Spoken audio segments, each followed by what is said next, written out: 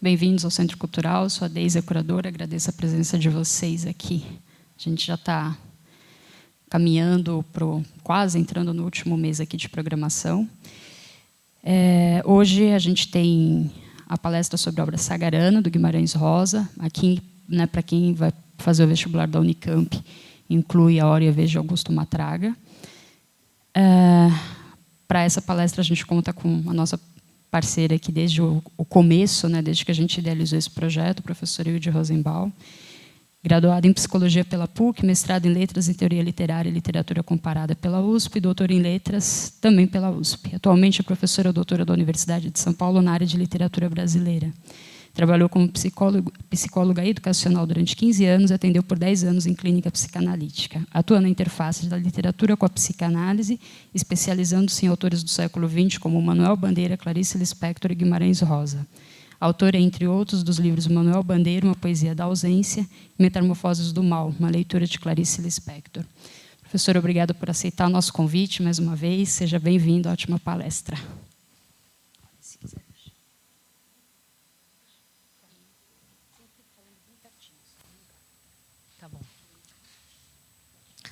Bom dia a todos. É um prazer estar aqui. Quero agradecer muito o convite da Deise. Todos os anos, assim, acho que já me sinto veterana desse projeto, né? Então, para falar do livro Sagarana, que eu acho que é uma porta de entrada maravilhosa para entender o autor Guimarães Rosa, para entender o Brasil, que o Guimarães, enfim, de alguma forma deu voz, né? E para entender, além do Brasil, as questões que dizem respeito ao ser humano. Guimarães Rosa foi além, eu acho, né, da representação do homem do sertão, né? Então, eu vou querer fazer um caminho, vou tentar fazer um caminho, que seria mais um funil. Assim. A gente vai começar, primeiro, situando o autor, situando a obra, como é que ela surge, como é que ela nasce, né? Qual é a dimensão dela para a época. Vamos contextualizar. E depois, o terceiro passo, quer dizer, depois de falar um pouco de Guimarães Rosa, falar da obra Sagarana, contar um pouco do que ela é feita no seu conjunto, a gente vai mergulhar um pouquinho em uma das narrativas, né, que eu acho que é a que mais se destaca do livro. Acredito que, se alguém colocou esse livro em vestibular, imagino que é por essa narrativa que se vai avaliar um pouco o conhecimento, né, do aluno em relação a Guimarães Rosa, que é A Hora e Vez de Augusto Matraga. Essa narrativa vai ter um destaque, vamos dizer, em toda a fortuna crítica sobre o autor. É das histórias mais comentadas dele, né? Mas eu vou comentar um pouquinho de outras, só para que vocês tenham uma ideia de conjunto. Mas a ideia é depois a gente fazer uma interpretação, né, algumas interpretações aí sobre essa narrativa, tá bom? Então vou fazer um funil mesmo, vou começar do geral e vou depois mergulhando mais no particular, ok? Então vamos lá. O percurso tem muitas paradas, né, muitas mediações. Eu imagino que vocês já conheçam algumas coisas de Guimarães Rosa, mas acho que ele só não tem a maior fortuna crítica da literatura porque ele veio depois de Machado de Assis, que é o autor mais estudado, não é? Mas também veio o século XIX, então mais tempo, né, para se acumular estudos sobre ele. Mas o Guimarães Rosa nasce em 1908, quando morre Machado de Assis, exatamente o mesmo ano. Uma coincidência curiosa, né? Ele morre o maior autor do século XIX, e aí nasce um dos maiores do século XX, que é o Guimarães. Ele vai morrer em 67. Até tem uma coisa muito curiosa sobre Guimarães Rosa, tem várias lendas, né? Alguns causos, para usar uma expressão bem mineira, né? Alguns causos sobre Guimarães Rosa, que é curioso de contar. Mas isso que eu vou dizer, na verdade, é um fato. Guimarães Rosa foi eleito para a Academia Brasileira de Letras, e demorou 3 anos para assumir a cadeira, porque ele tinha muito medo de que, se ele assumisse a cadeira, o dia que ele vestisse o fardão, ele morreria. E, de fato, ele assumiu a cadeira, 3 dias depois ele tem um infarto fulminante e morre. Daquelas coisas assim que assusta, né? É um autor que tinha alguma antena, sei lá de que jeito, não é? Para captar certas coisas, né? Então, tem histórias assim de Guimarães Rosa. Ele, de fato, nasceu no interior de Minas, na região que ele falou na sua obra, que ele descreveu, que ele representou, né? Que é Cordisburgo, uma cidade no interior de Minas, onde o pai dele tinha uma merceariazinha, uma vendinha, daquelas vendinhas do interior daquela época, que vendia tudo, né? Desde, sei lá, um alfinete até uma cabeça de boi, né? Essas vendas assim múltiplas. E ficava lá Guimarães Rosa sentado na esquina, e a venda era de esquina, ela até hoje está lá, ela virou Museu Guimarães Rosa, né? Quem for a Cordisburgo vai visitar. E ele ficava, então, já criança, ouvindo as histórias, as narrativas orais de todos os que passavam pela região. Quem que passava pela região? Vaqueiro, boiadeiro, retirantes, sitiantes, jagunços. Alguns naquela região ainda transitavam por lá. Vocês sabem que jagunço vai ser uma das personagens, né, mais comentadas da obra de Guimarães Rosa. Mas o fato é que Guimarães Rosa, já muito criança, captava esse imaginário das histórias populares, das histórias do sertão. Do primeiro ao último livro de Guimarães Rosa, o que está colocado ali é o sertão, a vida do sertão. Pouquíssimas narrativas se tratam na cidade. Não tem. A cidade é quase uma miragem muito longínqua. Grande Sertão Veredas não existe a cidade, a não ser como um fundo assim muito perdido para além, né, que não se colocava ali no enredo das histórias, né? Acho que o conto Espelho é uma região mais urbana, o conto da Arandina já é de primeiras histórias, um outro livro do Guimarães de 1960, né? Mas só para dizer para vocês que o Guimarães Rosa tinha, por um lado, esse pé no sertão, esse pé na cultura rústica, na cultura sertaneja mesmo, de raiz, não é? Mas ele era extremamente culto. Ele era um autor enciclopédico, ele sabia 9 línguas ativamente, fora as outras que ele sabia passivamente, né? E não é assim só inglês, francês, alemão, né? Italiano. Não, ele sabia sânscrito, aramaico, grego, latim, japonês, coreano, enfim. Era uma cultura absurda. Tanto que ele foi para o caminho da diplomacia. Ele foi ser cônsul adjunto em Hamburgo. Esse é um traço assim da biografia de Guimarães Rosa, né? Foi ser cônsul, o vice-cônsul, me parece, no momento terrível da Europa, que foi a Segunda Guerra Mundial. Em 42, quando o Brasil entra na guerra com Getúlio, né, ficou um tempo para decidir de que lado entrava, por incrível que pareça. Mas quando Getúlio decide entrar do lado dos aliados, o Guimarães Rosa é exilado com outros diplomatas, artistas, intelectuais. Ele é exilado numa cidade na Alemanha, Baden-Baden. Mas ele esteve lá no consulado alemão durante a Segunda Guerra Mundial, de 36 até 42, 37, por aí até 42. Depois ele volta ao Brasil. Então a gente costuma dizer o seguinte, que Guimarães Rosa tem um pé no sertão e o outro pé cosmopolita, o outro pé no mundo.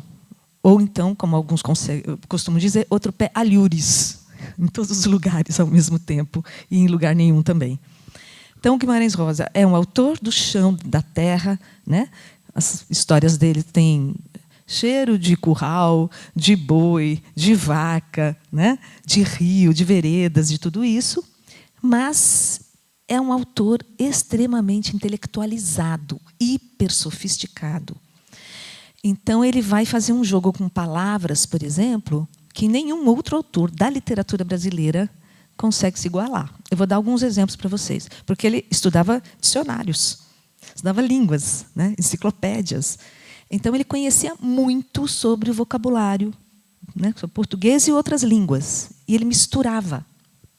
Alguns dizem que ele escreve numa língua estrangeira, que só ele entende. É engraçado, tem pessoas que falam assim, eu leio Guimarães Rosa, mas eu entendo não entendendo. Ou eu não entendo entendendo. É um jeito diferente, né, de ler.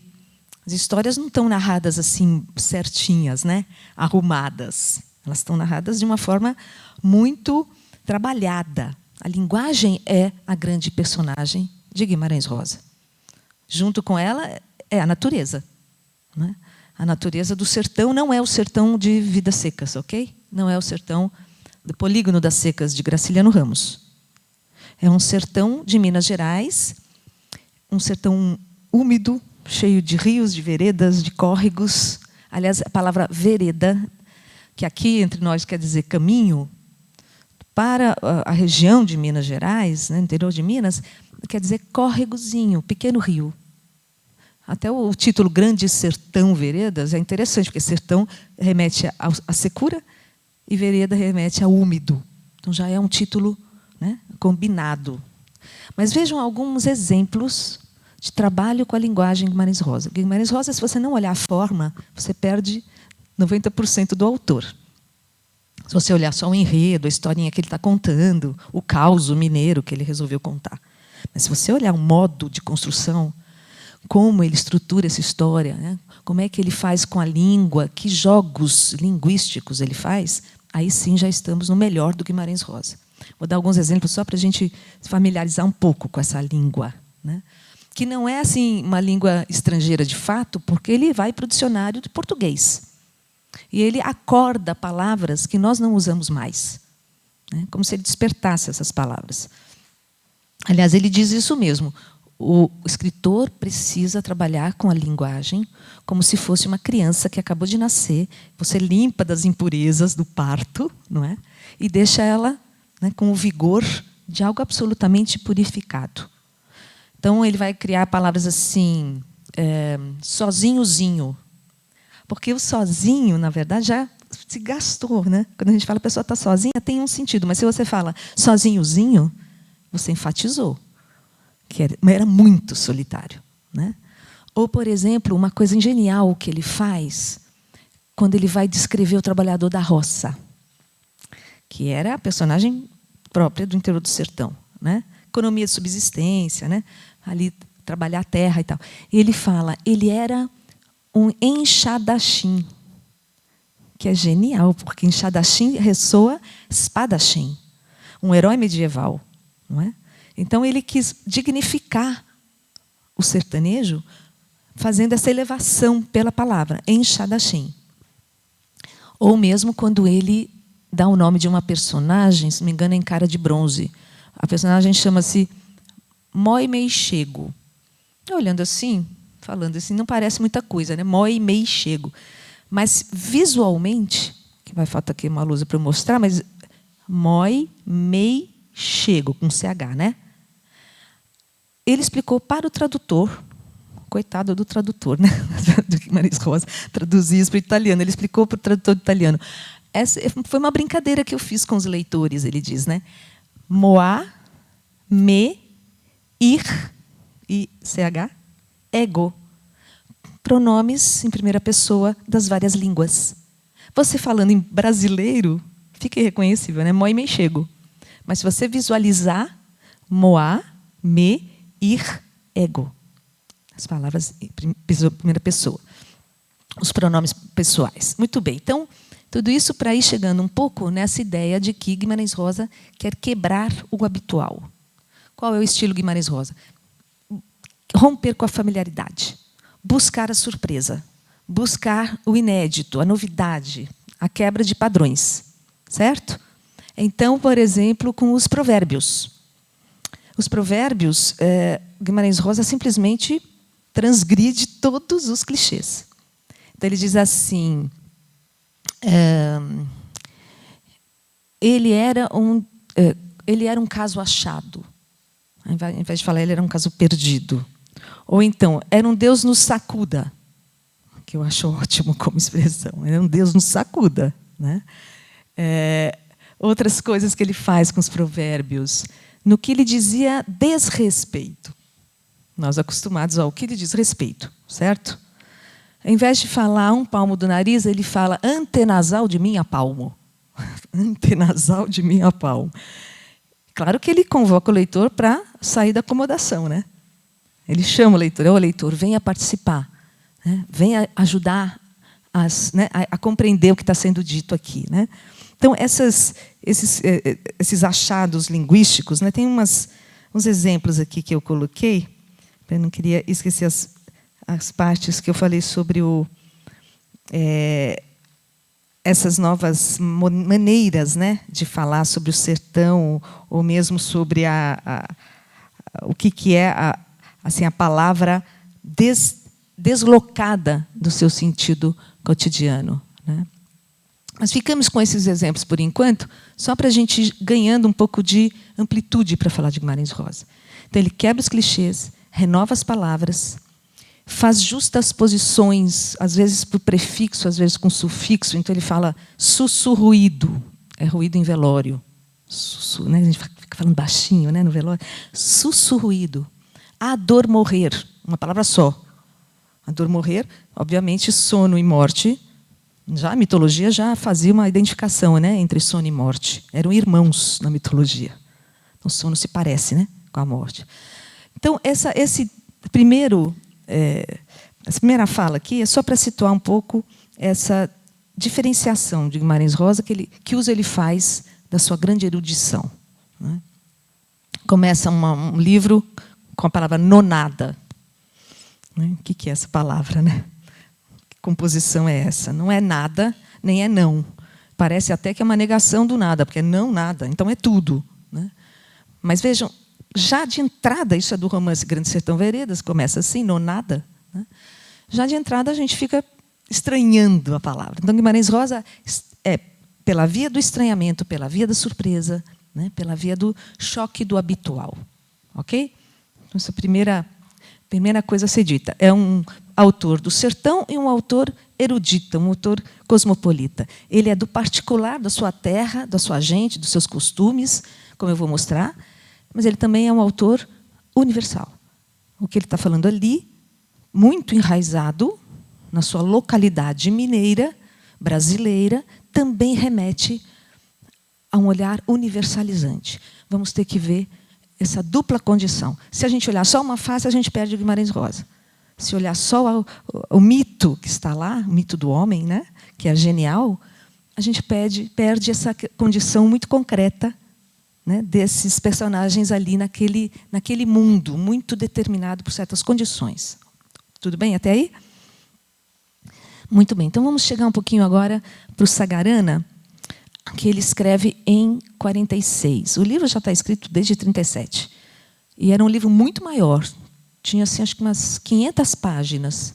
Colocou no concurso, não ganhou, ficou em segundo lugar. Estava no júri o Graciliano Ramos, que queria encontrar quem era aquele pseudônimo, de quem era o pseudônimo. Porque o Guimarães Rosa colocou o livro com o pseudônimo Viator, que quer dizer viajante. Muito bom pseudônimo para a literatura rosiana, que fala da travessia, da viagem, das mudanças, né? Das mudanças do ser humano na vida e tudo mais. Para ele, a vida é uma viagem, enfim, a ideia da viagem, da travessia.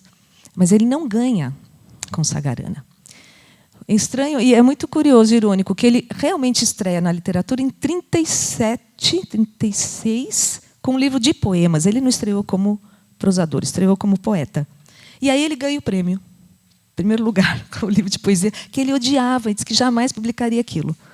Incrível, né? E o livro de contos, que ele achava realmente de valor, ele não ganha, fica em segundo lugar, ficou rompido ali com o mundo da literatura e não gostou nem um pouco de ter ficado em segundo lugar. Vocês me perguntarem quem é o primeiro lugar, quem que ganhou, é uma pessoa totalmente desconhecida hoje, né? Engraçado isso. Quem ganhou é Luiz Jardim. Ganhou com um livro que chamava Maria Sem Vergonha. E ele é conhecido mais como ilustrador. Vejam que essas coisas, né, das academias, né? Mas, enfim, ele volta para o Brasil depois da Segunda Guerra e volta querendo muito ir para o sertão, né? Ele quer muito correr pelo sertão, fazer as caminhadas dele, vaquejadas, boiadas. Uma informação, Guimarães Rosa fez medicina. Então, ele era médico. Ok? Depois é que ele ficou diplomata. E, como médico, ele também ia em todas as localidades cuidar, né, das pessoas doentes, e, em troca, ele recebia receitas curandeiras, receitas culinárias, né, coisas do povo, e ele anotava tudo na sua famosa caderneta. que está hoje em exposição no Instituto de Estudos Brasileiros, do IEB, na USP. Cadernetas que ele queria que mantivesse o suor dos cavalos, que ele dizia, né? Quero que essas cadernetas guardem o suor das vaquejadas, das cavalgadas dele pelo sertão. Como juntar, então, um autor da terra e, ao mesmo tempo, né, universal dessa maneira, cosmopolita, né, que fala tantas línguas, que é tão erudito, que brinca tanto com as palavras. Brinca é bem o termo, ele é lúdico. Muito bem, então, Sagarana sai publicado com 200 páginas a menos do que aquela versão do concurso, em 46. E, pelo título, vocês já vão ter exatamente a síntese do que eu acabei de falar. Sagarana. Saga vem do germânico, que quer dizer conjunto de lendas, conjunto de histórias orais, de histórias anônimas. Então, portanto, remete, né, a mito, remete à saga, à lenda. Rana é do tupi-guarani, que quer dizer, é um sufixo tupi-guarani, que quer dizer a maneira de, semelhante a. Então, o livro é conjunto de histórias semelhante a lendas, que se parecem a lendas. Bom, ele já misturou o tupi com o alemão, né? Ele já fez ali um condensado, uma palavra composta. Ele adorava porque tinha muitos as. Ele era muito sensível à vocalização. Guimarães Rosa apela muito para a visualidade, mas também para a sonoridade, né? Essa ideia da sagarana, essa abertura vocálica. Então, Sagarana vai ser um conjunto de histórias que remetem às lendas, mas que não é só, porque ela vem do tupi, ela vem da nossa realidade brasileira. Ok? Então, vamos tentar ver essas duas linhas de força, a particular e a universal, em Sagarana.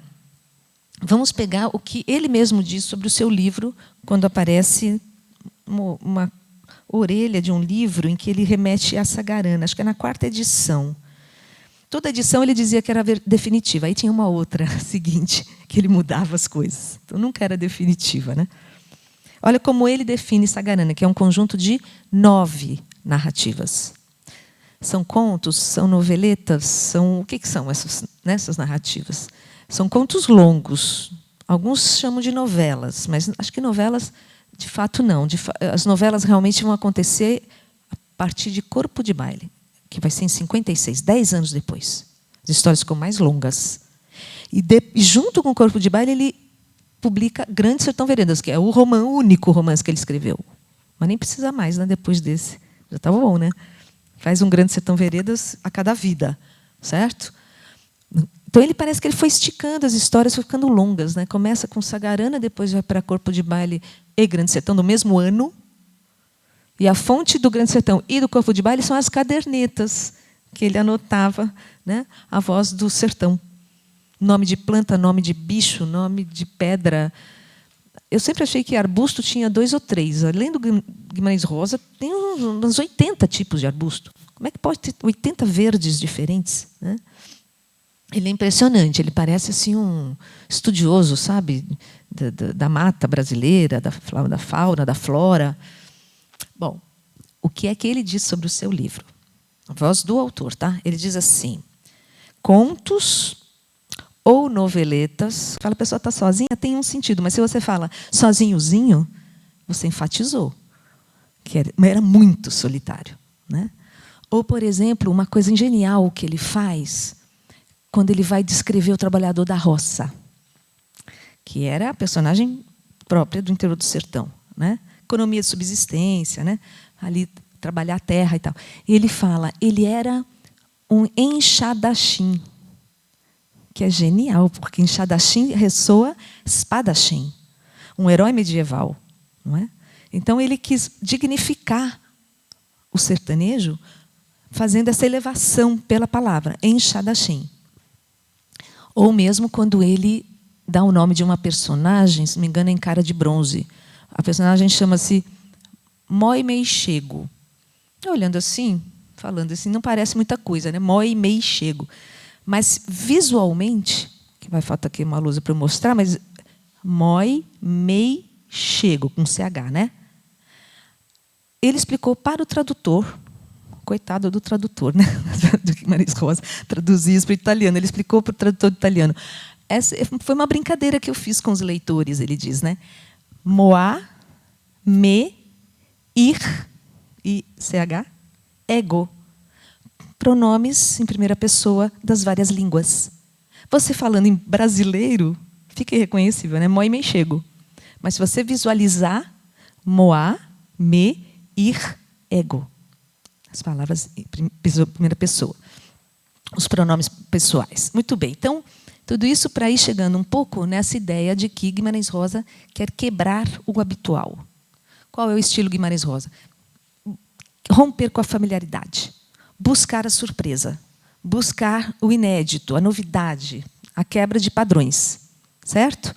Então, por exemplo, com os provérbios. Os provérbios, Guimarães Rosa simplesmente transgride todos os clichês. Então, ele diz assim,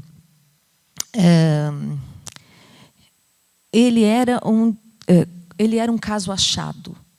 Ao invés de falar, ele era um caso perdido. Ou então, era um Deus nos sacuda, que eu acho ótimo como expressão. Era um Deus nos sacuda. Né? Outras coisas que ele faz com os provérbios, no que ele dizia desrespeito. Nós acostumados ao que ele diz respeito, certo?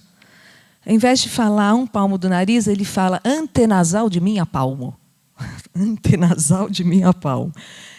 Claro que ele convoca o leitor para sair da acomodação, né? Ele chama o leitor, ô leitor, venha participar, né? Venha ajudar a compreender o que está sendo dito aqui, né?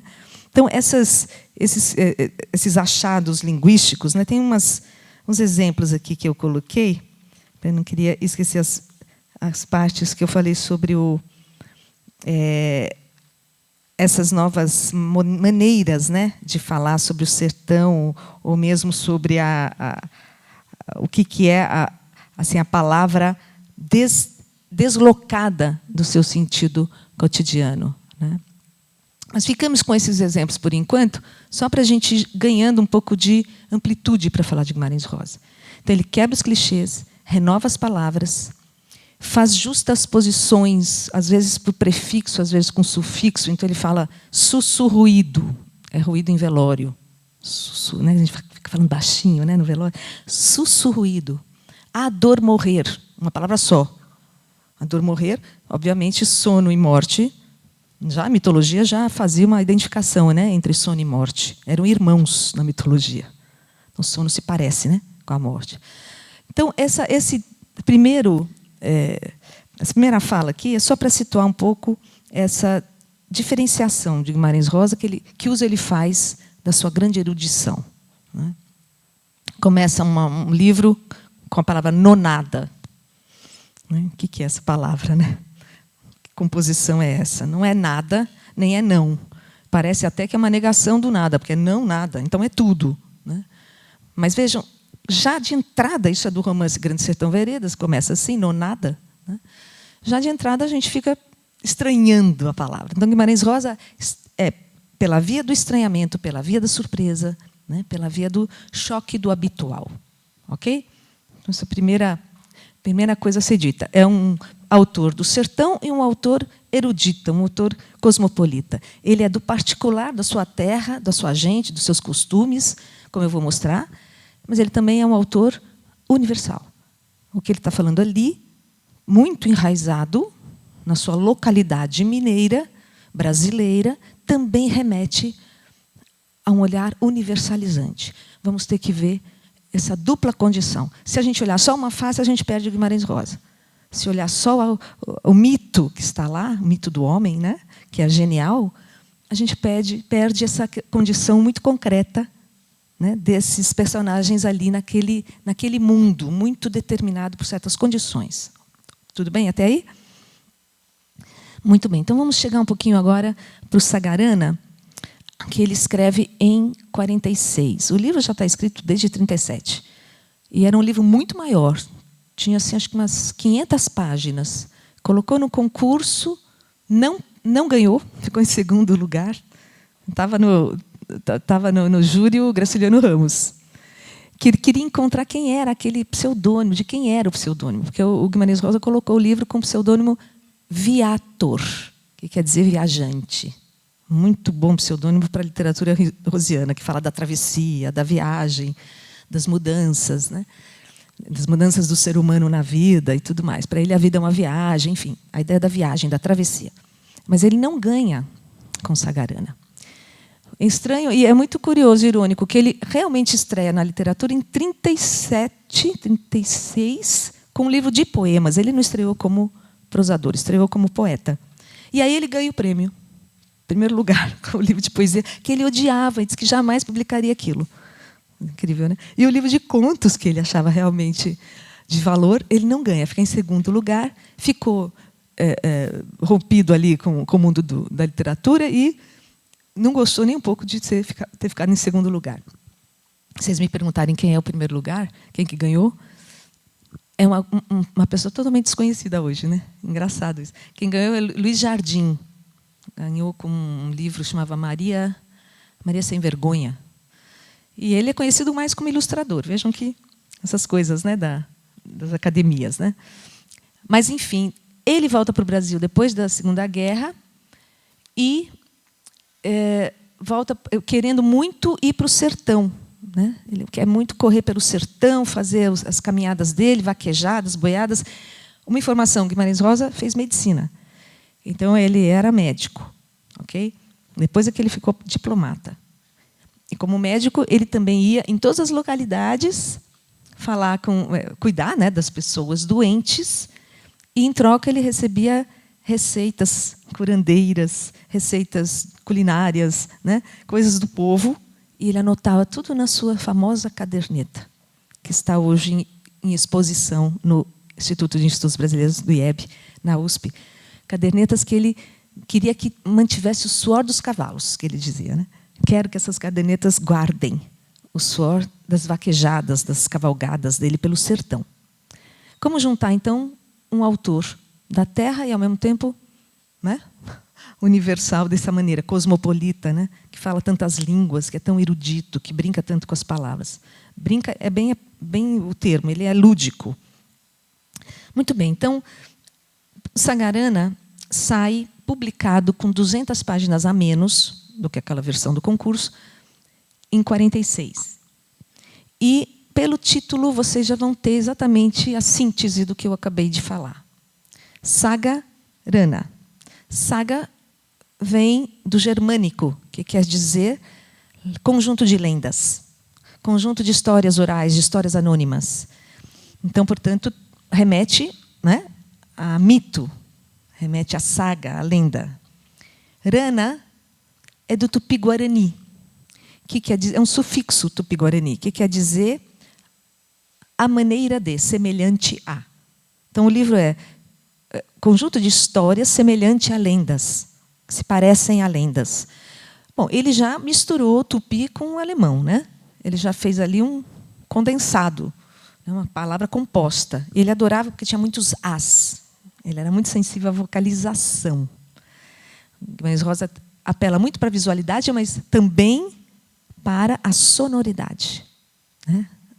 Essa ideia da sagarana, essa abertura vocálica. Então, Sagarana vai ser um conjunto de histórias que remetem às lendas, mas que não é só, porque ela vem do tupi, ela vem da nossa realidade brasileira. Ok? Então, vamos tentar ver essas duas linhas de força, a particular e a universal, em Sagarana. Vamos pegar o que ele mesmo diz sobre o seu livro, quando aparece uma orelha de um livro em que ele remete a Sagarana, acho que é na 4ª edição. Toda edição ele dizia que era definitiva, aí tinha uma outra seguinte, que ele mudava as coisas. Então, nunca era definitiva, né? Olha como ele define Sagarana, que é um conjunto de 9 narrativas. São contos, são noveletas, o que são essas narrativas? São contos longos. Alguns chamam de novelas, mas acho que novelas, de fato, não.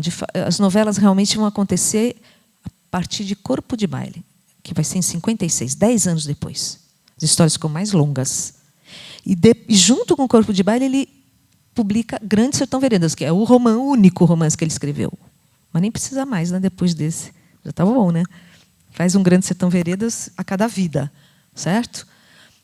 Então, ele parece que ele foi esticando as histórias, foi ficando longas, né? Começa com Sagarana, depois vai para Corpo de Baile e Grande Sertão, no mesmo ano. E a fonte do Grande Sertão e do Corpo de Baile são as cadernetas, que ele anotava, né? A voz do sertão. Nome de planta, nome de bicho, nome de pedra. Eu sempre achei que arbusto tinha 2 ou 3. Além do Guimarães Rosa, tem uns 80 tipos de arbusto. Como é que pode ter 80 verdes diferentes, né? Ele é impressionante, ele parece assim um estudioso, sabe, da mata brasileira, da fauna, da flora. Bom, o que é que ele diz sobre o seu livro? A voz do autor, tá? Ele diz assim: contos ou noveletas com originais enredos, tendo por cenário as paisagens do centro-norte de Minas Gerais. Então, bem localizado, tá? Centro-norte de Minas Gerais. Zona dos campos, vaqueiros, bois, pastagens e fazendas de gado, de onde o autor, valendo-se da observação direta, tanto quanto da memória da infância e da adolescência, recria no plano da arte e movimenta com estilo personalíssimo. Aqui ele está bem modesto, porque ele está falando dele, né? Ele considera o seu estilo personalíssimo. O espesso mundo de terras, águas, árvores e plantas, bichos, aves e o homem sertanejo, em sua realidade mais autêntica.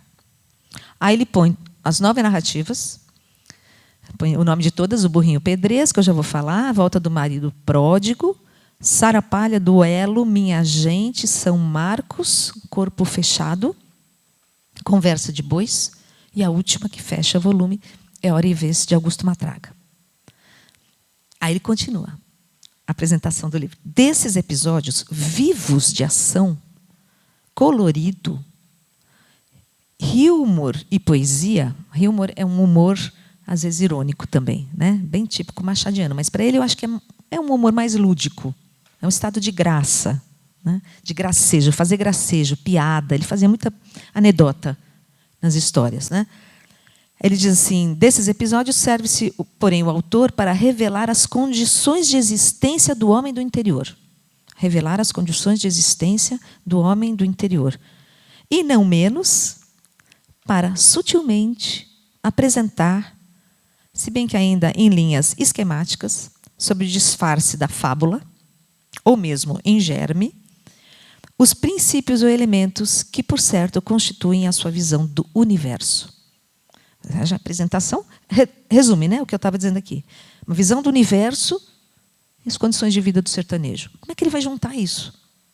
Ele vai falar do homem sertanejo, que às vezes é subletrado, iletrado, analfabeto, né?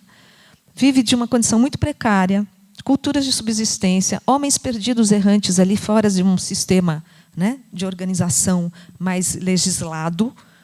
O sertão, na época que Guimarães Rosa escreve, ainda é muito, vamos dizer assim, entregue ao Deus dará, certo? Não tem um Estado, né, organizado que vá, né, com suas instituições civis, jurídicas, né, organizar o sertão do Brasil. Estou falando dos anos 40, portanto, ele deve ter escrito isso nos anos 30. Por aí, até poder... Ele falou, escreveu mesmo nos anos 30, né? A primeira versão é 37. Que Brasil era esse? Do sertão lá de Minas, né? No norte de Minas. Então, esse começo aqui, eu acho que ajuda a gente... E tem um finalzinho que eu não fiz aqui. Em Sagarana, o leitor não pode deixar de ir surpreender esses componentes, que já agora em afirmação declarada e descoberta, dão um substrato especulativo à urdidura novelesca, com entrecruzar de seus 2 grandes temas, um trágico, um outro dramático. Então, algo de trágico tem nessas histórias, ainda que muito bem-humoradas. Vamos ver o que há de trágico em Matraga. E certamente estamos no mundo da tragédia grega. Ele vai mobilizar várias formas narrativas. A tragédia grega é uma, a Odisseia, a épica, é outra. Ele conhecia tudo. a picaresca, né? Os dramas românticos, todas as formas narrativas estão misturadas nas histórias de Sagarana. Eu vou dar uma geral aqui, antes de a gente entrar na história que nos interessa, né? Esse sertão, né, marcado aí por uma lei do mais forte, né?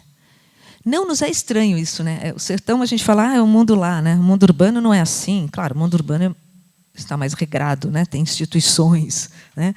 Tenta vigorar a democracia e tudo mais. No sertão, é assim, é a lei de quem domina, é a lei do mais forte, é a violência a serviço, né?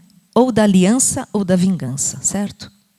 O sertão não tem, vamos dizer, uma lei do Estado, que é comum a todo mundo e que todo mundo se submete a ela. Quem faz a lei é quem tem o domínio da propriedade, né? São os fazendeiros, né? Os donos de terra, que têm seus exércitos particulares, certo? Quem são os exércitos privados dos donos de terra na vida rural brasileira? Estou falando aqui até os anos 40, 50, né? Quem tem os donos de terra fazem dos jagunços o seu exército particular. Certo? Portanto, os jagunços eles estão a serviço da ordem dos donos do poder, né? Eles têm o capital e eles têm o poder político. Então, aos amigos tudo, aos inimigos, né? A lei que eles fazem, né? A lei que eles determinam. Portanto, esse é o pano de fundo de muitas histórias de Sagarana. É um mundo sem lei, é o mundo da regra, é o mundo do costume, é o mundo da violência. Por isso que eu falei que Guimarães Rosa nos ajuda a entender também a formação do Brasil, né? Ele está escrevendo esse livro na época em que, do lado das ciências sociais, da história, da sociologia, quem estava escrevendo eram os chamados intérpretes do Brasil, que queriam entender se o Brasil ia virar só sertão ou ele ia virar uma civilização. O que o Brasil vai... Acho que a gente até hoje está tentando saber, né? Para onde que vai tudo isso aqui. Vocês imaginem naquela época, né? Mas são os primeiros estudos, Sérgio Buarque de Holanda, Gilberto Freire, né, que vão tentando mapear esse Brasil, organizar numa leitura sociológica, política, econômica, né? Quem somos nós? Bom, uma coisa importante para falar, antes da gente pegar o touro a chifre, já que a ideia é os bichos na obra, né? A obra dele é um bicho que a gente tem que domar. O Grande Sertão Veredas é um bicho, é uma coisa, né? Para a gente domar aquilo tudo. Mas uma coisa importante: o que é que existia na literatura quando surge Guimarães Rosa? Quais eram as correntes críticas? Quais eram as correntes literárias? Não estávamos mais no romantismo, não estávamos mais no parnasianismo, né? Não estávamos mais no simbolismo. Nos anos 30, vocês sabem muito bem, o que existia no Brasil, e era dominante, era o neorregionalismo, certo? Então, eram os autores que queriam o quê? Denunciar as mazelas do Brasil, denunciar as desigualdades, fazer uma literatura quase de manifesto, uma literatura participante, realmente engajada. Jorge Amado, Raquel de Queiroz, Zé Lins do Rego, né? Graciliano Ramos, enfim, Dionélio Machado no Sul, Érico Veríssimo, depois mais um pouco para frente. Mas o fato é que todos eles visavam olhar o Brasil desconhecido, né? O Brasil que ninguém conhecia e que estava à míngua. Lutas de terras, né? Os operários, os plantadores de cacau. O Jorge Amado, que fala no prefácio, o livro que chama Cacau, ele fala: quis fazer o mínimo de literatura e o máximo de honestidade. Eles estão interessados em documentar o Brasil, não estilizar muito a forma, ok? Claro que há exceções e tem autores brilhantes. Graciliano Ramos, evidentemente. Zé Lins do Rego, eu acho extraordinário, né? Mas outros autores são mais ligados ao enredo. Falar sobre o Brasil, como é que é o Brasil, né? O que existe no Brasil.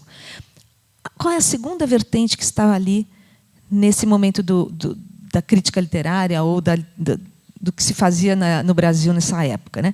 Isso que eu falei é o neorregionalismo, ou chamado também romance social dos anos 30. Né? Os anos 30 vieram assim para... Eles queriam só uma coisa, a revolução. Eram muito ligados aos escritores marxistas de esquerda dos Estados Unidos, que eram jornalistas de esquerda, que estavam lá tentando também combater o capital, as mazelas do capital. Influenciaram muito os nossos escritores, tá? Os anos 30 aqui. Só que não tinha só isso. E o Guimarães Rosa se alimentou desse regionalismo, né? Mas a gente não pode dizer que ele é só regionalista. Você vai definir Guimarães Rosa assim? Guimarães Rosa é um escritor eminentemente regionalista, ponto. Não dá certo. Então, qual era a outra vertente? Na mesma época, existia uma vertente muito diferente, talvez até oposta, que não era influenciada pelo jornalismo de esquerda norte-americano, mas era influenciada pela Europa, pelos romancistas católicos franceses, principalmente de linhagem mais existencialista. Sartre, Camus, né? Uma linha mais assim introspectiva, entrar mais no sertão psíquico, o sertão interno. Uns olhavam para o sertão de fora, outros olhavam para o sertão de dentro. São duas faces de uma mesma moeda, embora cada um olhando para um lado. Esses autores se diziam de sondagem interior, metafísicos, espiritualistas e universais. Tá? Eram os autores, por exemplo, Lúcio Cardoso, Otávio de Faria, eram os principais. Clarice Lispector, quando vem depois, parece um pouco ligada a essa turma. Introspecção, associação livre das personagens. O ambiente não é tão determinante. Eles dizem assim, o que adianta a luta de classes? O importante é o estado da alma. O pecado, ou a graça, ou a ascensão, ou o espiritual. Entenderam? As duas vertentes, mais ligada à região, à terra, à luta, né? E uma outra que achava que tudo isso era secundário diante da perdição da alma, né? Do pecado. Né? O importante era ser tocado pela graça, a ideia da salvação e a redenção. Se a gente olha essas duas faces, podemos dizer Guimarães Rosa é uma espécie de síntese, tanto da linha regionalista, mais concreta, mais ligada às mazelas, né, da matéria do sertão, mas ele também é um autor ligado à ascensão, ao sublime, né, ao divino, à religião, ao espírito das coisas. Ele tem uma abertura, certo? Vamos falar que ele é sei lá, um regionalista espiritual, uma leitura do sertanejo divinizado, ok? Ele é um pouco isso, é um regionalismo espiritualista, tá certo? Ele tem algo que é das duas vertentes. Voltamos agora ao Sagarana. Eu dizia que o Sagarana também vai ficar em duas linhas. Vai ter uma vertente mítica, né? Falar de assuntos mais universais, e uma vertente da formação do Brasil. Quem somos nós? O que é essa violência que nos constitui desde a nossa origem? O sertão é um sertão violento de Guimarães Rosa, hein? Muito violento. Aliás, às vezes é uma violência que está prestes a acontecer por algum motivo, ou briga por mulher, ou alguma coisa assim, nas histórias de Sagarana, e recua. Às vezes nem acontece, fica latente. É interessante, é uma violência que parece que vai e, de repente, não vai. Muito bem. Então, ele vai juntar as pontas, Guimarães Rosa, tanto de uma narrativa greco-romana como de uma narrativa moderna. Ele vai fazer esse jogo aí dos dois lugares, a começar pelo próprio título, né? Muito bem, vamos ver como é que esse jogo tão ambicioso, né? É um escritor muito ambicioso, de fato, né? Ele quer tudo, né? Ele quer tudo. O Grande Sertão Veredas acaba com um símbolo do infinito. Todas as edições vêm assim, um símbolo do infinito. Acabou de falar de um monte de briga de jagunço, símbolo do infinito. O que tem na briga do jagunço que nos diz respeito? Nós que não somos jagunços, nós que somos, né, urbanos letrados. Pois é, Guimarães Rosa vai mostrar que tem a ver. Essa que é a questão aí. Muito bem, então vamos falar agora da primeira história, só um pouquinho para vocês perceberem o que ele está fazendo aqui. A primeira história chama Burrinho Pedrez, é a maior delas, a mais longa. E já na primeira frase vocês vão entender esse apelo à narrativa oral, esse apelo às histórias sem tempo, né? Quase um conto de fadas para adulto. Ele falava que as histórias dele eram histórias de carochinha para adulto, né? Começa assim: era um burrinho pedrez, miúdo e resignado, vindo do passatempo, Conceição do Cerro, não sei onde no sertão. Não sei onde no sertão, quer dizer, pode ser de qualquer lugar, né? Não é preciso, né, essa definição espacial. Chamava-se Sete de Ouros e já fora tão bom como outro não existiu e nem podia haver igual. Então, ele é único, né, especial, vem de um tempo que não se sabe e vem de um espaço que não se determina. Agora, porém, estava idoso, muito idoso, tanto que nem seria preciso abaixar-lhe a maxila teimosa para espiar os cantos dos dentes. Era decrépito mesmo, à distância. No algodão bruto do pelo, sementinhas escuras em rama rala e encardida. Olha a observação do antropólogo do sertão, né? Aquele que viu muito de perto, né? Burrinhos, vacas, bois, touros, tudo. Ele sabe contar, descrever. Tem muita descrição. Páginas e páginas, às vezes. Né? De planta, de bicho, de aves, de tudo. São tratados, quase. Né? Lembra um pouco os sertões, só que com mais fantasia, com mais invenção, com mais graça. Mas ele era um estudioso dos sertões do Euclides da Cunha, com certeza.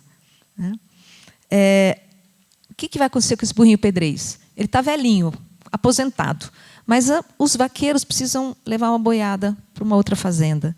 Fato que aconteceu mesmo.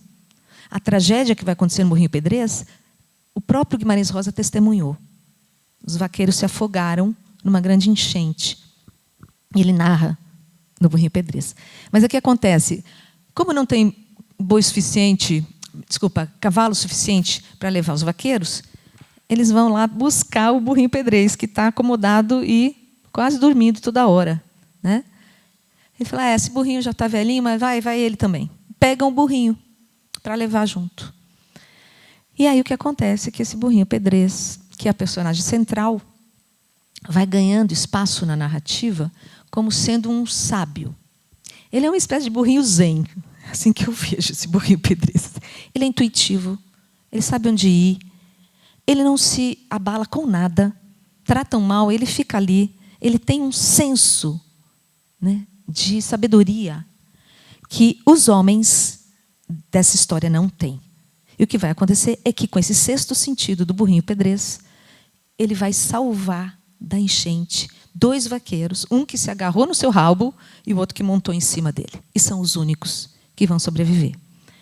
Mas o interessante é que, no meio dessa travessia, cheia de micro-histórias, parece aqueles contadores mesmo, anônimos do sertão. É um Aedo do sertão. Essa que é a verdade. Né? Guimarães Rosa é um Homero do sertão. Certo? E esse bicho vai conduzindo a história e conduzindo a boiada, e a gente fica sabendo que existe, por baixo de todas as historietas bobinhas que são contadas, são múltiplas historinhas, tem uma que é de uma traição amorosa e que vai ser vingada ao longo da travessia. Então, o leitor já começa a perceber que ali vai sair uma coisa trágica. Né? No entanto, quando vem a enchente, que é o mais dramático, aquela vingança se murcha, vamos dizer assim. Né? Ela é murcha porque algo maior vai se colocar ali. Mas o que eu quero mostrar para vocês, para além da história, em que o burrinho vira realmente um burrinho salvador, os bichos em Guimarães Rosa, inclusive em Sagarana, tem esse aspecto salvacionista. Né? Você vai atrás daquele bicho que você vai encontrar alguma coisa. No final, você vai se surpreender. Conversa de Bois também, que é uma história sobre bichos aqui. Então, tem bichos e bichos muito sábios, quase profetas, os bichos do Guimarães, porque eles têm uma espécie de não-razão. E a não-razão promove revelações. Só os bichos? Não. Na obra de Guimarães Rosa são os dementes, os loucos, os pobres de espírito, né? Os que não sabem nada. Para ele, tem um saber tudo que nós não estamos mais ligados, conectados. Eles estão. Vamos atrás dos bichos, né? Se a gente segue o Guimarães Rosa, vamos atrás deles. Eu quero ler um pedacinho aqui do burrinho para vocês verem o trabalho de linguagem absurdo que ele faz, que chega até a dar raiva. Eu, às vezes, fico com raiva dele. As coisas que ele faz. Poesia pura. olha aqui, ele nem precisava estilizar tanto, né? Mas no meio da história está rolando aquelas coisas lá da traição que vai acontecer, a vingança, porque isso, porque aquilo, o ódio, a violência e tal. O burrinho está lá, sábio, não olha para os lados, sabe onde pisar para não se afogar, porque ele está ligado no que é essencial. Percebem isso? Ele é um arquétipo. Esse burrinho é um arquétipo de uma função intuitiva que o ser humano perdeu. No fundo, ele é uma metáfora, tá? Mas olha o que ele faz em termos de palavras, né? Eles estão juntando a boiada para sair. Está tudo meio lento, demora para juntar. Aí ele diz assim, vejam o ritmo, tá? Eu vou marcar bem aqui para vocês verem o ritmo. Então é assim, quer ver? Então está começando, a boiada está com dificuldade para arrancar. Então começa assim, ó. As ancas balançam e as vagas de dorsos das vacas e touros, batendo com as caudas, mugindo no meio, na massa embolada, com atritos de couros, estralos de guampas, estrondos e baques, e o berro queixoso do gado junqueira, de chifres imensos, com muita tristeza, saudades dos campos, querência dos matos de lá do sertão. Notaram a rítmica? Isso aí, se você colocar esses versos, eu digo que são versos, são 16 pentassílabos, versos de 5 sílabas, cada uma das frases, com a mesma acentuação, que é na segunda e na quinta. Tá? Então, o que ele fez aqui? Né? Ele fez uma estrofe, mas em prosa, notaram? A prosa poética. Quando a boiada começa a ficar rápida, muda o ritmo das frases. Porque ele não está só contando, ele está sendo, né, aquilo que ele está falando. Aí muda o ritmo fica assim, quer ver? Boi bem bravo, bate-bate. Não, de novo. Boi bem bravo, bate baixo, bota baba, boi berrando, dança doido, dá de duro, dá de dentro, dá direito, vai, vem, volta, vem na vara, vai, não volta, vai varando. Entendeu? Tentei ler rápido. Tá? Agora são frases de 3 sílabas. Tá? Então fica assim. Boi bem bravo. A gente sempre acaba na última tônica, né? Quando a gente vai escandir um verso. Né? Boi bem bravo. Fica no brá. Então, são 3. Depois, bate baixo. É no bai. Tá? E aí ele faz... Quantas frases aqui? São 12 versos trissílabos. Antes, eram 16 pentassílabos, com 5 sílabas. Agora são 3 porque é rápido. E a boiada começa a andar. Mas é impressionante, como é que ele fez isso? No meio da prosa, numa página de conto. Né? Então, vejam que a prosa poética, de fato, é um jeito de trazer para o leitor a atmosfera, o jeito, né? O ritmo, né? E a presença dessas personagens. Então, a boiada agora vai arrancar e aí ele tem que ser ágil nas frases. Tudo bem? Então, o burrinho pedreiro, eu só queria fazer essa ressalva de uma personagem meio mítica e de uma fala, né, de uma frase aqui, encarnando o caminho e o ritmo desses bichos. Claro que, sim, essa arte de contar a história ele aprendeu com toda a tradição da crítica, da literatura, né? Desde os contadores anônimos da Grécia até a modernidade. Ele aprendeu com o modernismo, experimentar linguagem, vanguardas, ele aprendeu tudo isso e juntou. Né? Bom, outras histórias, eu só vou rapidinho mostrar como elas falam do Brasil. Né? Por exemplo, tem uma que ele negocia a mulher. Né? Ele negocia a mulher porque ele quer ir para o Rio de Janeiro, chama A Volta do Filho Pródigo, do Marido Pródigo, que é uma referência à parábola bíblica, A Volta do Filho Pródigo. Então, ele joga com a parábola bíblica e com o sertão em que você vende até a mulher. Entende? O alto e o baixo, né?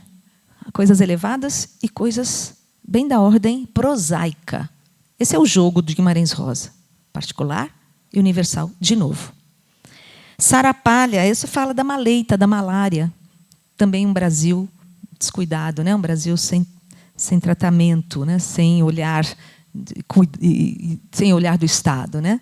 Então, estamos aqui com esses jogos aqui interessantes. Tem Duelo, Minha Gente, eu nem vou comentar, não vai dar tempo. São Marcos, que fala do feitiço no meio da floresta. Né? Ele traz todo um jogo com as religiões, um jogo das religiões afro, junto com as religiões da mitologia grega. Os deuses, né, e os afrodescendentes. Tudo bem? Ah, tá bom, conseguiu, felizmente. Conversa de bois, é um pouco como eu já comentei, agora vamos para a última, que é... Olha, deu até esse momento assim solene, né? Para a gente começar. Vamos falar da Hora e Vez, de Augusto Matraga. É hora e vez, tá? A hora e vez, não é a hora e a vez. Eu acho que ele quis mudar um pouco, né? O que seria mais comum. Ele fala a hora e vez. Eu trouxe depois um pedacinho do filme. Foi filmada essa história em 1966, um grande filme. O Guimarães Rosa, coitado, foi filmado várias vezes. Eu digo coitado porque cada filme que olha, sinceramente, era melhor não ter feito. Teve um filme que ele chegou a ver. Isso foi triste, coitado, realmente. Grande Sertão Veredas. O livro é de 56. Em 63, fizeram um filme, Grande Sertão Veredas. Eu fiz questão de esquecer o diretor. Foi assim, um ato voluntário da minha parte, eu não sei. Mas o cara fez uma coisa que era assim, ele juntava assim, uns 500 cavalos. Né? Sertão tem cavalo. Mas o cara juntou 500 cavalos e não parava de passar cavalos para todo lado. Era cavalgada, cavalgada, cavalgada. O grande segredo do livro, que evidentemente eu não vou contar aqui, é uma grande revelação, ele revela no meio do filme. Coisa assim absurda. Ele faz a cena acontecer, uma cena totalmente clandestina, secreta, ambígua, que no livro você demora para compreender, e o fim é a grande revelação. A última página, ele faz isso no meio do filme. Bom, só para dizer que o Guimarães Rosa, na saída, enfim, ele foi convidado para ver a estreia, e na saída o diretor foi perguntar, né, o que você achou do meu filme? Né, você gostou? E ele disse, o seu filme é um grande filme hípico e não épico. Quer dizer, é um filme que só tinha cavalo. Né? Então ele falou, é um grande filme hípico. Ele tirou um sarro, né, do diretor. E quando saiu esse aqui, A Hora e Vez de Augusto Matraga, do Roberto Santos, com o Leonardo Vilar, um filme extraordinário, que ele chegou a ver, ele morreu em 67, o filme é de 65, ele disse assim, estamos vingados. Finalmente, né? Um grande filme. Muito bem, A Hora e Vez de Augusto Matraga, A Hora e Vez de Augusto Matraga começa assim. Vou pular várias coisas, né, gente? Vamos fazer um grande condensado. Vou tentar ficar com o essencial, espero conseguir. Eu estou falando muito rápido. Vocês podem levantar a mão, assim. Não quer dizer que eu vou dar a voz, mas vocês podem levantar a mão para dizer se alguma coisa vocês não estão entendendo. Não, estou brincando, vocês podem mesmo. Depois a gente vai abrir, né, para conversar um pouquinho. Olha, começa assim, Matraga não é Matraga. Começo totalmente anticlímax, né? Matraga não é Matraga. Matraga não é nada. Matraga é Esteves, Augusto Esteves, filho do coronel Afonso Esteves das Pindaíbas e do Saco da Imbira. Ou Nhô Augusto, o homem. Nessa noitinha de novena, num leilão de atrás da igreja, no arraial da Virgem Nossa Senhora das Dores do Córrego do Murici. Os topônimos na obra de Guimarães Rosa são impressionantes, né? O nome do local aqui. Vocês viram aqui que começa o livro dizendo que Matraga, que está no título, não é nada. E depois ele diz que Matraga é Esteves. Ele dá um outro nome, Augusto Esteves. E depois ainda dá um terceiro nome, Nhô Augusto. Por que 3 nomes? E por que Matraga começa a história sendo nada? Vamos tentar falar disso. Essa introdução já dá para falar umas 3 horas aqui, mas eu vou tentar falar só 5 minutos. Que é o seguinte, o Matraga só será mencionado de novo na história na última página. Ele abre o livro, o conto, né? Ele abre a narrativa e fecha a narrativa. Durante o desenvolvimento, ele nunca mais vai aparecer como nome mencionado, Matraga. Vai aparecer ou como Augusto Esteves, que é, vamos dizer, o nome do mandão do sertão, o nome do prepotente, autoritário, né? Criminoso, tem mortes, estupra mulheres, desrespeita os outros. Né? É essa personagem violenta, do sertão, que aparece no início do livro. Esse é o Augusto Esteves, que é filho de coronel, enfim, tem toda uma linhagem do mando, né? E da ordem na força, na faca, no tiro. Tá? Portanto, essa é a função, vamos dizer, social, é o lugar social desse cara. Né? O Matraga vai ser aquele que, no final de tudo que ele vai viver, que ele vai padecer muito na narrativa, né? Ele vai perder tudo que ele tem. Ele vai perder a mulher, vai perder a filha, porque elas vão fugir. A mulher vai fugir com o amante, que é inédito em histórias do sertão mineiro. As mulheres, né, separarem dos homens, numa sociedade extremamente patriarcal, né, dominada pela força, separam dos maridos e fogem com os amantes. Então, isso o Guimarães Rosa faz questão de colocar na sua narrativa. E foge com a filha também. Então, ele perde a família, vai perder todos os bens, né, as propriedades, que, aliás, já está perdendo. Começa a narrativa, ele já está em decadência. Não se sabe bem a que se deve isso, mas já diz que ele está perdendo. Está cheio de dívida. Ele que se achava tanto, já está em processo de derrocada, certo?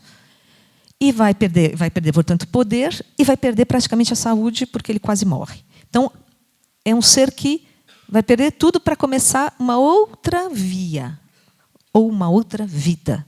Tá? Mas por que ele não é nada? Porque o nome Matraga é o nome da personagem santificada no final da novela. Né? Ele é uma espécie de bandido no início que vai virar santo no final. Ele vai ser uma figura lendária, né? Vai ficar uma lenda, né, desse herói da comunidade que, no momento final, que eu já vou falar, vai resgatar, vai salvar um pobre indefeso. Ele que é um poço de maldade. Né? É uma história de conversão que temos aqui. Auriveja de Augusto Matraga. Então, Matraga, primeiro nome é o nome lendário, é o nome mítico, é o nome de santo. Augusto Esteves é o nome do proprietário, é o nome social, do lugar que ele tem na hierarquia daquela comunidade. Inho Augusto vai ser o nome do indivíduo em sua peregrinação existencial. Então, é o nome individual. Enquanto Augusto Esteves é o nome social. Enquanto Matraga é o nome lendário. Entenderam isso? 3 faces da mesma personagem. Ok? Mas que está muito situado aí nesse lugarejo que chama Murici. Né? Primeira cena, já vemos ele num leilão, pisando duro, pisando, né, pesado, já entrando ali, dando uma cartada para arrebatar num leilão atrás da igreja. E o leiloeiro diz que o leilão é de santo. Atrás da igreja, faz esse leilão e ele vai comprar 2 prostitutas nesse leilão. Então, já temos aí várias características sociológicas, né, do Brasil do interior, do que é que vigora, né, como força nesse lugarejo. E esse jogo sempre entre o leilão é de santo e, no entanto, é com a violência que as coisas vão se dar ali.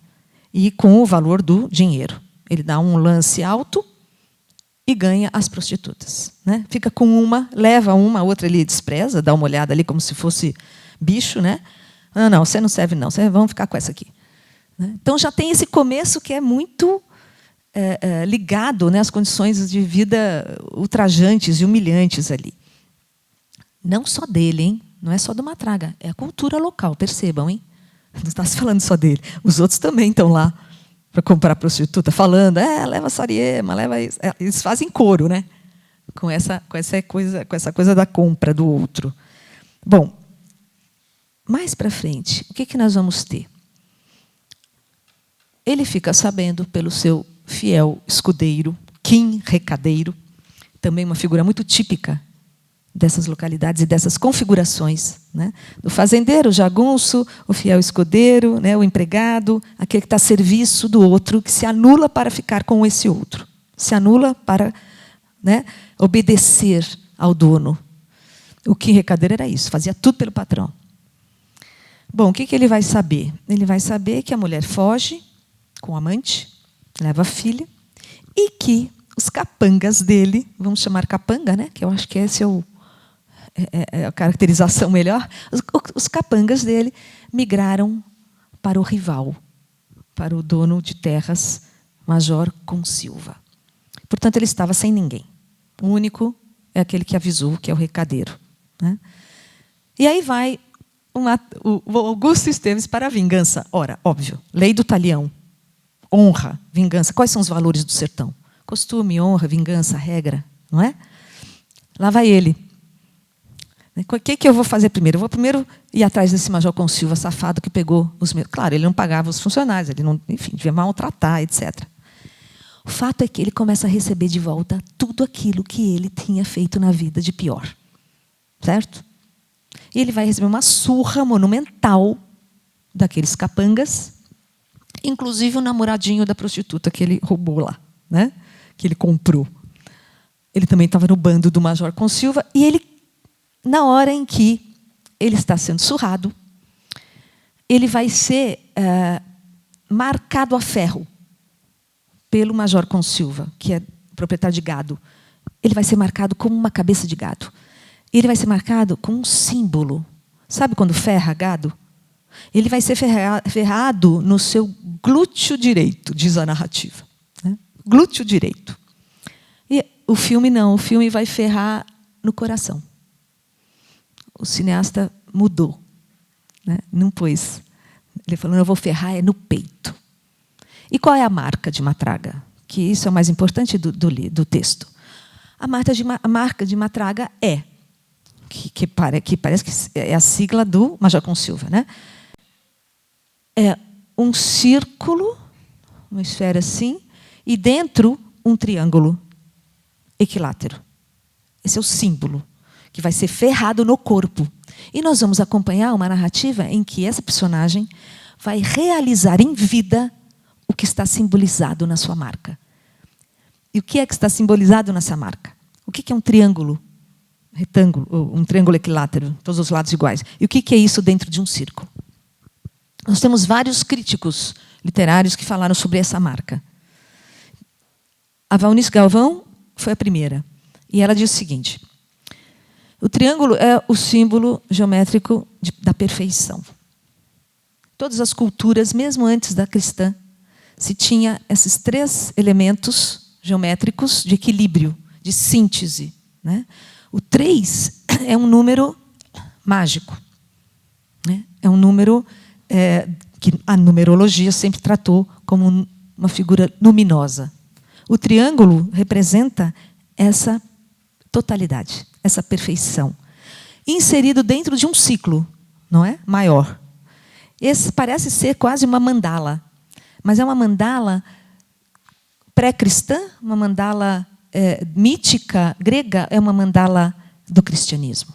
Aí a Valnice vai trabalhar para a gente de uma forma excelente tudo o que significa dentro desse conto o 3, o triângulo. E ela vai dizer, isso aqui é uma mandala cristã. Isso aqui significa a triangularidade, né, do catolicismo, do cristianismo, como sendo essa marca que unifica Pai, Filho, Espírito Santo. Certo? Essa marca luminosa está inserida dentro de uma totalidade. Mas é circular. Então, quais são as inscrições circulares dentro do Matraga? Então, ela vai dizer o seguinte: desde o início, o número 3 vai dominando, né, a narrativa toda. Começa com ele e as duas prostitutas, né? Ele, a mulher e a filha. Tá certo? No final, ele, o Kim Recadeiro e o Major Consilva. Depois, esse número 3 vai se multiplicando em 3 ao longo da narrativa. Não vou ter tempo para mostrar isso em cada passagem, tá? Mas o que ela vai dizer? Este Matraga, que, no entanto, ainda é Augusto Esteves e que vai perder tudo, portanto, já também não é Augusto Esteves, ele é só Nhô Augusto, vai receber uma tal surra que, na hora em que ele é ferrado, ele dá um salto mortal e ele cai num abismo. Esse salto mortal é o salto para a vida. Mas ele vai ter que morrer, com aspas, para renascer. Ora, vida de pecados, de perdições, depois a morte e depois um renascimento já nos alerta que estamos diante, não é, de um caminho pia, né, de uma história pia, tá certo? Quase ligada a São Francisco de Assis. Essas conversões dos criminosos, dos bandidos, dos malvados, né, que têm uma segunda chance. Então, a história do Matraga, no meio de um sertão, nós vamos ter um penitente sertanejo que vai galgar o caminho da salvação, a partir da marca que está no seu corpo. Por enquanto, é uma marca visual. Mas, no final, essa marca vai se revelar. Ele não sabe ainda. Ele não sabe qual é o percurso que ele vai fazer. Porque, no começo, ele só quer se vingar. Ele ainda pensa, né, com a personalidade do mandão do sertão. Mas aí ele cai nesse abismo. É simbólico. Sabe quando o Jonas na baleia? Você é engolido? Você vai ter que reviver, vai ter que renascer. Você vai ter que se anular. Você vai se esvaziar de todos os condicionamentos que você teve antes na sua vida. Vai perder a propriedade, vai perder a família, vai perder a dignidade, vai perder tudo. Esse é o marco zero do Matraga. Então, vejam um momento em que ele é ferrado, tá? Que diz assim: quando tudo esteve a ponto, abrasaram o ferro com a marca do gado do major, que só ia ser um triângulo escrito numa circunferência. Imprimiram-na com chiado, chamusco e fumaça, na polpa glútea direita de Nhô Augusto. Mas recuaram todos num susto, porque Nhô Augusto viveu-se com berro um salto medonhos. Aí vem um travessão, né? Segura! Mas ele já alcançara a borda do barranco, pulara no espaço. Pulara no espaço. Era uma altura. O corpo rolou lá embaixo, nas moitas, se sumindo. Por onde é que a gente passa para poder ver se ele morreu? Perguntam, né? Os capangas. Mas um dos capangas mais velhos disse: arma uma cruz aqui mesmo, Orósio. De noite, para de noite não vir puxar teus pés. Tem essa crença popular, né, que quando morre, vem à noite vai puxar os pés. O defunto vem, né? Guimarães Rosa vai encaixando, né, as crendices populares, junto com uma cena de muito impacto. Quando ele está no abismo, praticamente morto, parece um casal de negros e resgata ele. Não sabem se ele está vivo ou morto. Resgatam. Aí eles veem que ele ainda tem alguma vida lá. Esse casal de negros é muito interessante porque podemos dizer que esse casal vai substituir, como pai e mãe, esse corpo quase morto e vai, então, curar as feridas dele. A Adélia Bezerra de Menezes faz uma leitura maravilhosa, junguiana e alquímica desse texto. Como é que ele se presta a tantas leituras? Ela fala assim: esse casal de pais substitui a filiação precária que ele teve. Nós ficamos sabendo na narrativa que a mãe morreu cedo, que o pai era um ausente, que o tio era um criminoso e que ele foi cuidado pela avó que queria que ele fosse padre. Então, o tio criminoso, uma avó beata, sem pai e sem mãe. Ora, algo ali, né, como diz a narrativa, né, o padre diz para ele depois: sua vida entortou no verde, entortou no começo. Né? Agora você tem a chance. Você tem que trabalhar por 3, você que nunca trabalhou. Né? Você vai ter que ajudar os outros. Você vai ter que conter seus impulsos, vai ter que domar essa fera que você tem. Então, ele vai ter que fazer um percurso que é da humanidade, qual seja, da barbárie à cultura, do impulso da natureza para a civilização. Por isso que ele é uma espécie de arquétipo do processo de individuação de todos nós.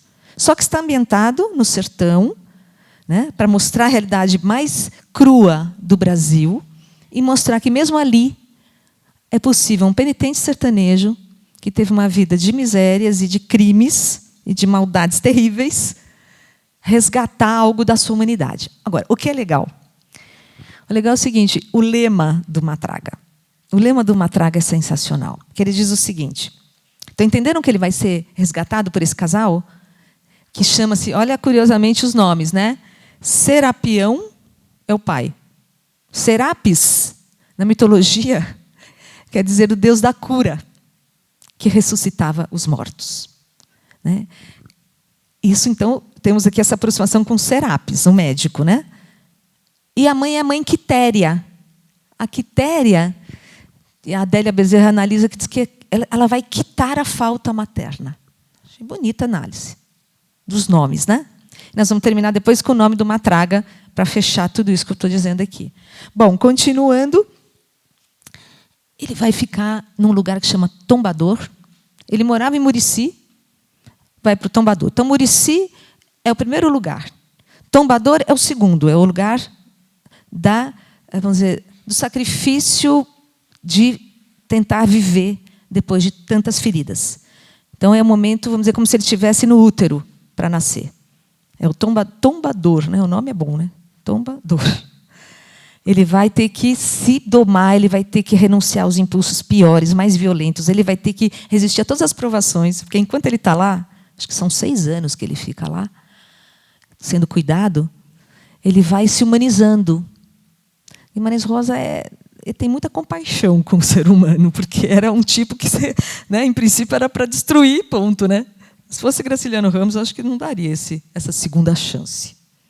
Mas ele vai ter uma segunda chance. E aí o lema dele é: eu vou para o céu, nem que seja a porrete.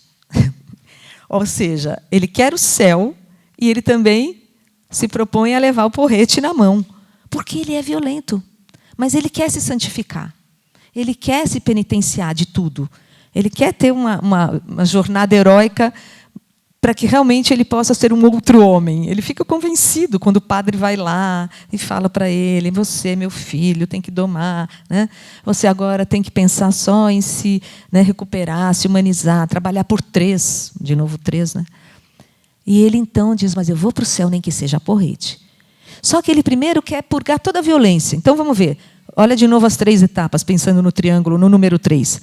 Muita violência, negação da violência, e o terceiro tempo, eu vou falar agora, é o momento em que ele vai poder recuperar a violência que o constitui como natureza e dirigir essa violência para a salvação do outro desamparado.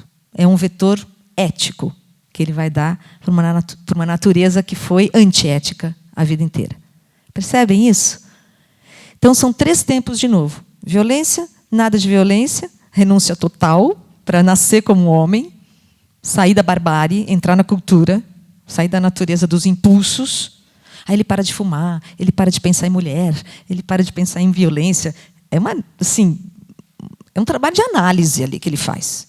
Ele entra em análise, esse sertanejo, certo? Muito bem. O terceiro momento, vejam que ele vai ter muitas provações. Vai chegar o Tião Teresa lá e falar: olha, você está aqui, você não vai vingar o Kim Ricadeiro? Kim Ricadeiro foi lá te defender e morreu. E você está aqui, trabalhando aí na roça, não faz nada? Sua mulher está lá com o amante, que, aliás, chama-se Ovídio. Ovídio é um autor latino, escreveu A Arte de Amar. Certo? Guimarães Rosa foi lá e pegou o nome Ovídio e pôs no amante dela. Aliás, o Augusto Esteves é que não sabia nada da arte de amar, né? Tratava mal as mulheres, né? Bom, aí Tião Teresa diz isso e ele fala: eu não sou nada mesmo, eu não valho nada e tal. Ele tem que viver a depressão. Ele tem que viver a sombra dele. Ele tem que olhar para tudo aquilo que ele nunca conseguiu confrontar. Percebem que é um processo de humanização que pode estar em qualquer sujeito diante da sua própria vida? Isso que a Adélia fala que isso aqui é o processo da alquimia. Porque ela localiza a palavra matraga, ela diz que vem do português, justamente, matraz. É uma visão, hein? Eu vou dar uma outra já já. Matraz vem de vaso alquímico, que na Idade Média eles queriam transformar a matéria vil, o chumbo, né, em ouro. Certo? A alquimia ia transformar, né, a matéria através de processos de depuração. Né? Putrefato, purgátil, um monte de outras coisas. São 3, basicamente. Né? E ela fala: ao passar pelo processo da matéria, pelo fogo, a matéria vai se renovar e vai se purificar e vai, né, revelar um metal precioso, que para os alquimistas era a alma humana, que estava mergulhada na sombra. Vejam que é muita né, essas leituras ajudam a entender o que está acontecendo com esse Matraga, né? Que por enquanto não chama Matraga, vai chamar agora na última cena. Bom, ele vai viver todas as renúncias. Até o bando do Joãozinho Bem-Bem chega lá por onde ele está e ele hospeda o bando, o pior bando que tem do sertão, jagunço que mata, sem pestanejar. Ele percebe, e o Joãozinho Bem-Bem também percebe, que ele foi matador. Fala, vem com a gente, você tem algumas mortes que você quer que a gente vingue? Tipo assim, encomenda que a gente vai. Né? É assim que funciona, né? Lei do talião. Vendetas, aquelas vendetas de família, morre todo mundo, terrível. E ele fala, será que eu vou? Ou será que eu continuo na minha penitência? Né? Então, é pecado, penitência e salvação. É cristão, completamente cristão. Né? E o triângulo ali, né? Fazendo marca no corpo dele. E ele fala, não vou. Não, mas vem, você é um matador, eu estou vendo que você é dos bons, pode vir para o nosso bando. Não, não vou. Eu vou ficar aqui. E não é a minha hora e vez. Não vai ter sua hora e vez, agora você tem que ir com a gente. Né? E o outro, um dos bandos do Joãozinho também, o Juruminho, inclusive, que vai ser morto mais para frente, fala, você pode fazer uma coisa, eu vejo que você tem algo especial, reze pela minha irmã. Vejam, 2 convites completamente diferentes, matar e rezar. É exatamente isso que acontece na narrativa. É violência e é santidade. Ao mesmo tempo. Ok? Nós vamos indo para o final, que é o momento da grande peripécia, para usar um termo assim bem da tragédia grega, né? Peripécia, reversão absoluta. Ele sente que ele já está maduro para sair, né? Cortar os laços com os pais adotivos, né? E falar, não vou poder ficar vivendo aqui para sempre. Cuidado por vocês. Eu vou no jegue. Eu vou no jegue onde o jegue me levar, porque eu estou com Deus. Ele já está convertido. Já é um ser convertido. O que quer dizer a palavra matraga? A Valnice Galvão dá um sentido. Né? A Adélia falou que é vaso alquímico, onde acontece a grande obra de desenvolvimento e de emancipação do sujeito. Né? Onde ele vive as fases lá da sombra, o nigredo, depois vem o albedo, que é a prata, quando a matéria vira prata, e depois vira rubedo, quando a matéria fica vermelha, incandescente, e que vai dar ouro. Ela diz aqui na narrativa, ele vive no egrume. Quando ele cai no abismo e é resgatado e fica, né, ferido muito, muito tempo. Purgando, a ferida dele fica cheia de moscas. É uma coisa grotesca, assim, as descrições das feridas dele. Né? Ele tem que purgar tudo. Né? Aí, quando ele fica nada, ele vai voltar. Vai voltar sob uma nova ordem interna. Né? O vermelho já é o sangue final da narrativa.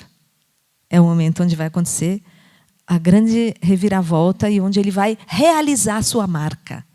Como é que acontece a cena final? Ele está andando com esse jegue e vai topar, sabe aonde? No Ralacoco. E é do lado do Murici, que era a primeira localidade onde a gente começa a narrativa. Olha o círculo. Certo? Ele termina onde começa. Né? Aí ele vê que o Joãozinho Bem-Bem está prestes a matar um velho para vingar a morte de um capanga seu, que é justamente o Juruminho que pediu para ele rezar. E o velho está pedindo clemência para não matar os filhos dele. E ele fala, não estou aqui para fazer favor a você, não. É a regra. Ele diz, isso é a regra. Você matou um dos meus e eu vou matar você, o seu filho. Né? O final é assim, ó. E está lá, o Matraga viu que está acontecendo alguma coisa, ele vai lá, ele já está mexendo no revólverzinho dele ali. Né? Ele já está começando a sentir que a hora chegou. Ele vai ter que defender esse velho. Mas ele não renunciou à violência. Ele tentou ser santo asceta. Santo asceta é aquele que luta contra os seus próprios inimigos internos. Mas o santo guerreiro, como o Inácio de Loyola, diz a Valnice Galvão, ele luta com o inimigo externo. Né? O Matraga é santo asceta ou ele é santo guerreiro? Aí ela vai dizer, ele é santo guerreiro, porque ele vai ter que fazer um balanço de toda a vida. Não adianta zerar, a nossa vida tem que ser uma integração do que já fomos. Ele já foi matador. Então ele vai ter que incorporar essa violência agora sob diante de novos valores, né? Como que ele vai usar essa violência? Bom, aí o que acontece é essa hora em que, né, o velho está lá pedindo e o Joãozinho Bem diz: lhe atender não posso, com o senhor não quero nada, velho, é a regra. Senão, até quem é mais que havia de querer obedecer a um homem que não vinga a gente sua, morta de traição? O Matraga já está convertido, ele já é um homem que rege pelo coração. Aqui a lei é da traição e da vingança. São duas leis que estão se chocando, isso é trágico. A tragédia não tem saída, né? Uma lei contra outra lei. A lei do coração, do santo, e o velho começa a invocar a Santíssima Trindade. Bom, aí é que o Matraga falou: não posso deixar. Ele está invocando, né, o nome de Deus. Aí ele diz assim, ele está dizendo para o velho ainda, o Joãozinho: um dos dois rapazinhos, seus filhos, tem de morrer, de tiro ou faca. O senhor pode escolher qual deles é que deve de pagar pelo crime do irmão. E as moças, para mim, não quero nenhuma, que mulher não me enfraquece. As mocinhas são para os meus homens. Ele vai entregar as moças para os capangas dele, né? Essa é a lei do sertão. E aí o que faz? Né? Aí ele pede perdão para nós todos, seu Joãozinho Bem, pelo corpo de Cristo na sexta-feira da paixão. Pronto, aí é o que faltava, né, para o Matraga querer entrar. Aí ele diz assim: não faz isso, meu amigo, seu Joãozinho Bem, meu amigo. Esse é típico do homem cordial brasileiro, né? Está no meio da violência, mas meu parente, meu amigo, né? Esse é um jogo, né, muito nosso, né? Esse lugar do outro aí, né? Que o desgraçado do velho está pedindo em nome do Nosso Senhor e da Virgem Maria. E o que vocês estão querendo fazer em casa dele é coisa que nem Deus não manda e nem o diabo não faz.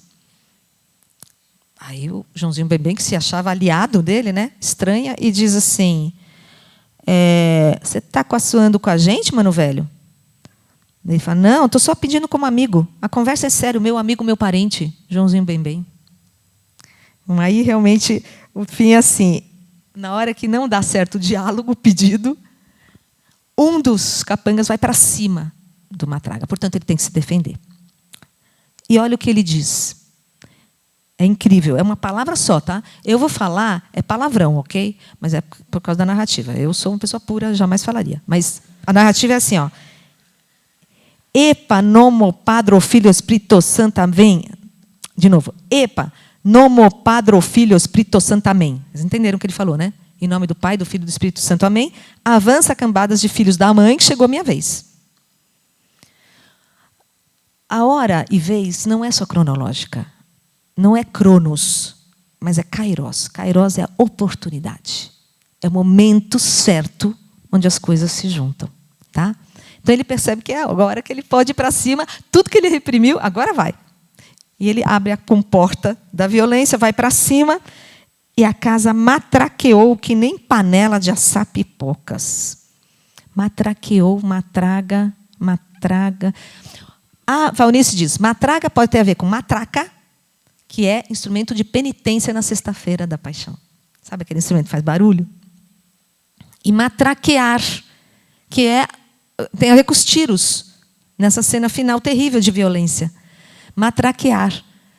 Então é tanto, de novo, violência quanto religião. Outra vez, fé e violência. Os dois troncos da história.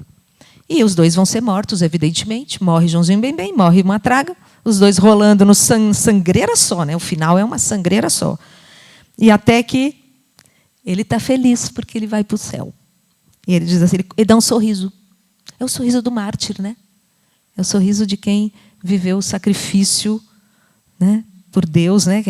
Todo o processo de conversão teria que ter o seu grande finale aqui. E esse grande finale é esse.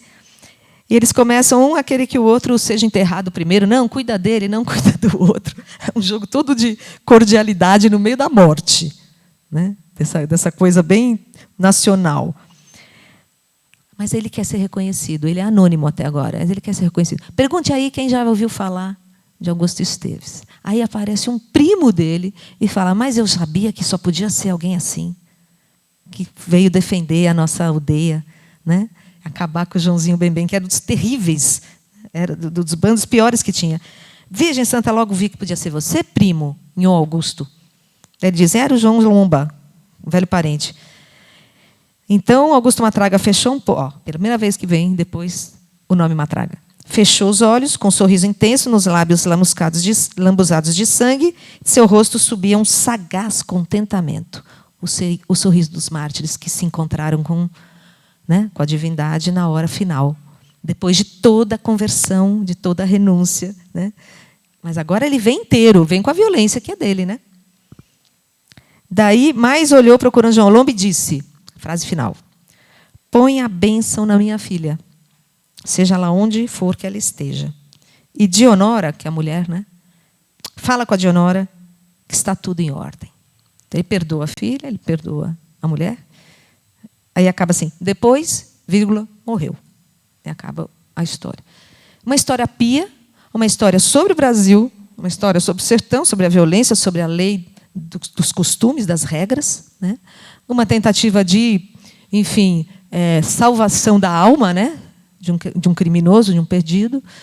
Então, tudo isso para mostrar as complexidades de Guimarães Rosa. Se der tempo, tem 2 minutos, que é a cena final da batalha. Vocês querem que ponha?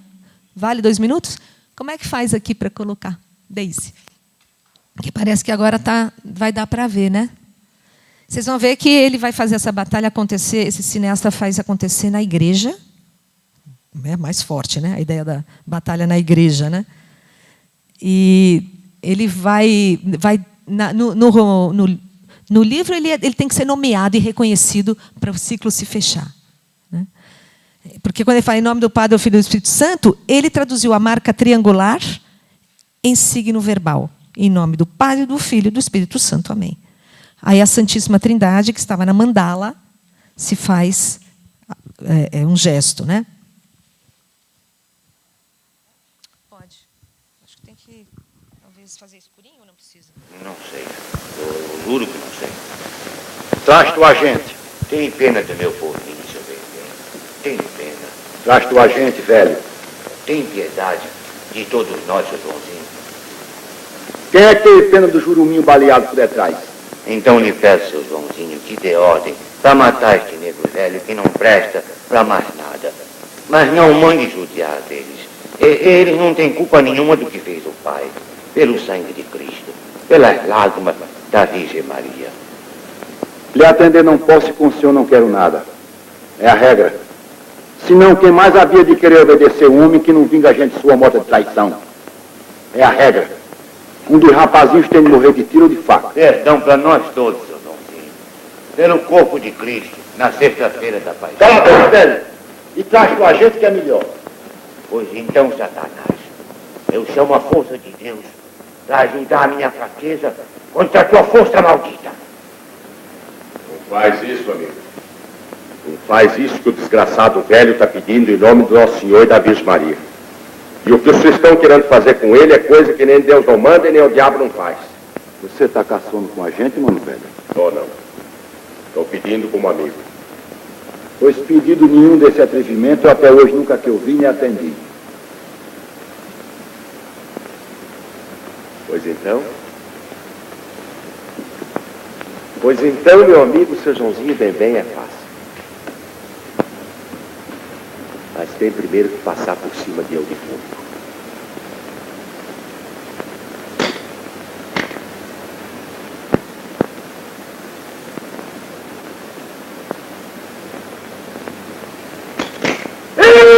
Epa! Vamos lá, Filho Espírito Santo, amém. Vai! Acabado o filho tamanho que chegou a minha vez! Pra trás! Pra trás!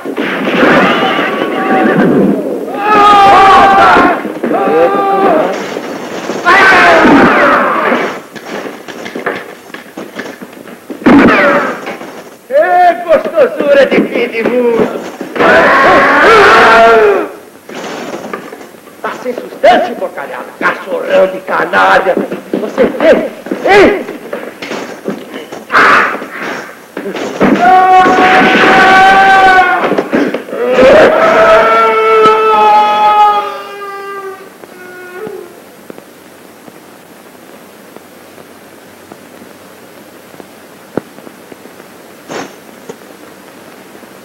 Se entregue, mano. Eu não quero lhe matar.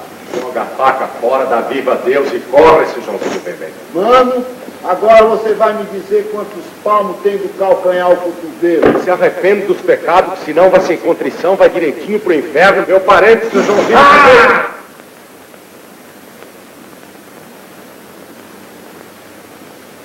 Pra fazer bem pro meu irmão, não vejo ano dia e mês. Vou com Jesus no coração, pra minha hora e minha vez. Andei meu andar,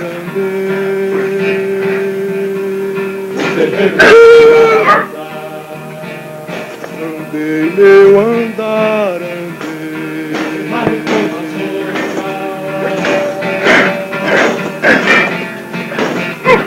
Fale com vontade, sabe?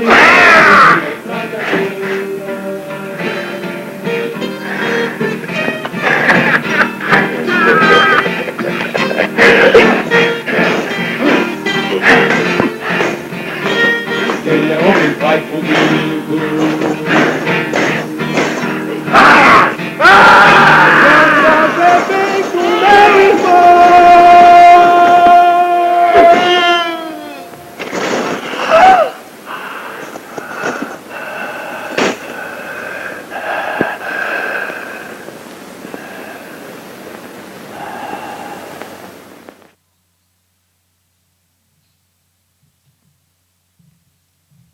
Não sei.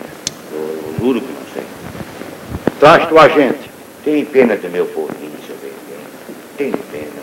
Traz tua gente, velho. Tem piedade. Estava dizendo aqui para a Deise que a música de Geraldo Vandré, que fez a trilha sonora do filme, né? E depois é que ele vai fazer Disparada, que é a música do festival, já é muito mergulhada no universo Guimarães Rosa, né? Que ele já tinha feito aqui. Ele usa algumas frases do próprio livro, né? O terreno lá de casa não se varre com vassoura, vai com ponta de sabre, bala de metralhadora, né? Mas isso uma das músicas tem a ver com o texto do próprio livro, mas ele fez outras que são de autoria dele mesmo, a letra e tudo mais. Essa aí no final, inclusive, né? Vocês viram que eles lutam e e faz o símbolo da cruz uma hora, né? Ele bate aqui com a faca, outro com o pau. Então tem toda essa simbologia, né, cristã que vai atravessando o livro, o conto, né? O livro também, né? Tem várias histórias aí que tem a ver com isso. Mas vejam como pode ter coisas míticas também, né, ligadas aos nomes, né, às etimologias. Então, Guimarães Rosa é que nem Riobaldo no Grande Sertão, bebo de todas as águas. E aí ele faz essa síntese, né? Bom, gente, super queria agradecer, porque acho que estamos no tempo. Não sei se dá para alguém fazer alguma pergunta. 2 perguntas. Então, quem quiser fazer alguma observação, alguma dúvida. Pois não.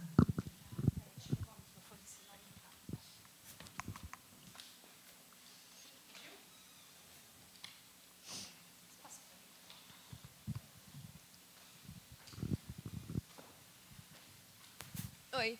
Oi. Eu estava estudando romantismo há alguns tempos, e no romantismo tem essa coisa de salvar, tipo, de herói, sabe? Não tá ligado. Oi? O dela não tá ligado. Tá ligado? Fala bem. Ah, tá. Então. Você não me escutou? Não. Ah, então. Eu volto a falar. Romantismo? Você está falando do romantismo? Isso, só pra. Aí, tipo, eu pensei nessa parte de heroísmo que o Sagarama tem. Sagrano. Ele pega um pouco de outro período, porque eu sei que ele é do pré-modernismo, mas ele pega outros períodos. Entendi. Então, é até difícil responder, porque não é muito delimitado isso no Guimarães Rosa, né? Ele é do terceiro tempo modernista, certo? Sim. Quer dizer, porque primeiro modernismo, terceiro tempo modernista e o terceiro regionalismo. A gente teve um primeiro regionalismo romântico, depois teve um segundo naturalista e um terceiro do modernismo dos anos 30. São 3 regionalismos que nós tivemos. Terceiro? Ele é do pós? Ele é do terceiro tempo modernista, né? Claro que os anos 40 você pode associar um pouco ao segundo tempo modernista, mas ele avança, né? Porque ele quebra alguns enquadres, né? Como eu tentei mostrar, ele não é um regionalista típico dos anos 30. Ele já avança com essas outras, vamos dizer, influências. São influências vamos dizer, da coisa introspectiva, né, de um sertanejo meditativo, contemplativo, reflexivo, né? Ele vai avançando para o mundo mais interiorizado. E ele junta o externo e o interno, vamos dizer assim, né?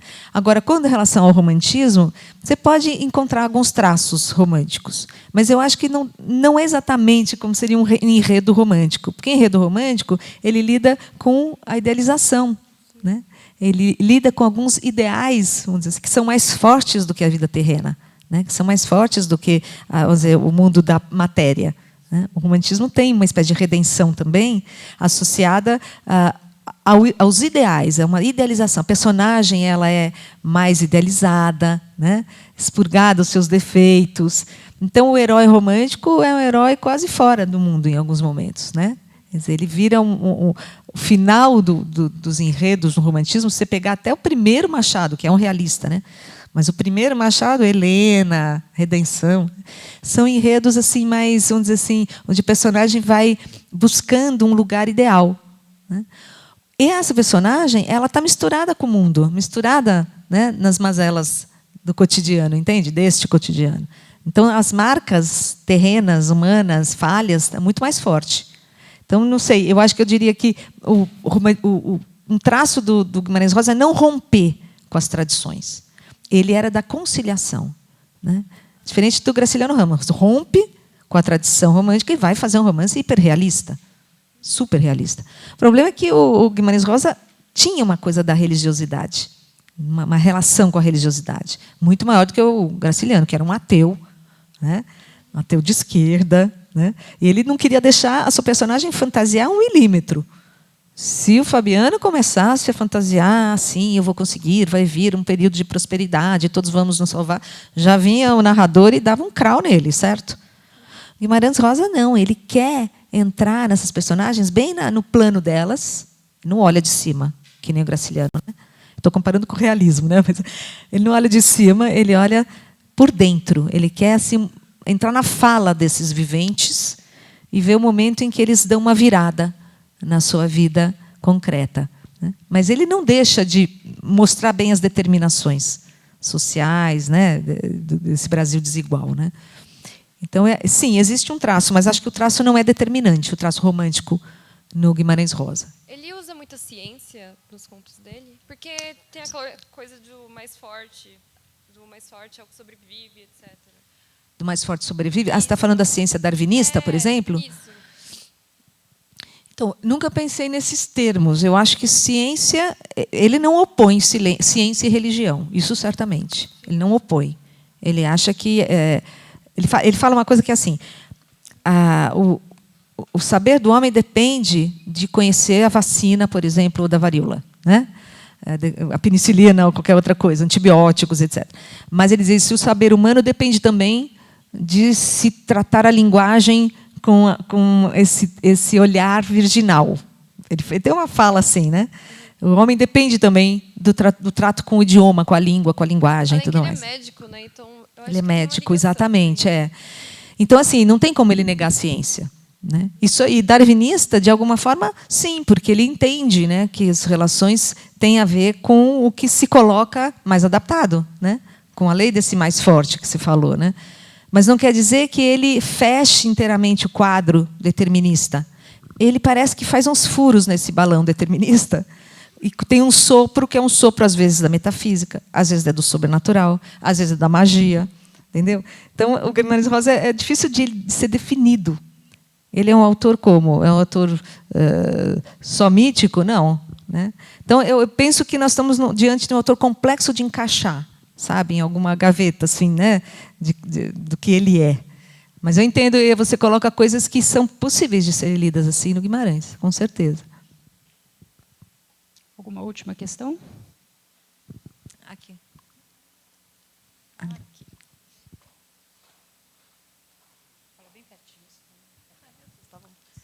Olá. Olá. O livro, pelo que eu entendi, ele é dividido em 3 partes. Então, a primeira, que é quando ele perde tudo, tá brigando com o general? Major Consilva. Consilva. E aí o segundo, que ele se recupera, e o terceiro, que ele morre. Uhum. Pelo que eu entendi, no primeiro é o Augusto Esteves, no segundo é o Nhô Augusto e no terceiro é o Matraga. Matraga. E pelo que eu entendi também é a pessoa, a religião, e no último é a pessoa e a religião. É um jeito de ver. É que essa pessoa da primeira parte é a pessoa nas suas determinações sociopolíticas ali, certo? Pelo que eu entendi, tipo, o que ele quer, o que ele... Tipo, é egoísta essa primeira parte. Sim. Tipo, é o que ele quer, é o que ele faz, ele não pensa Ele é um prepotente, mais nada. mandão, violento, exatamente.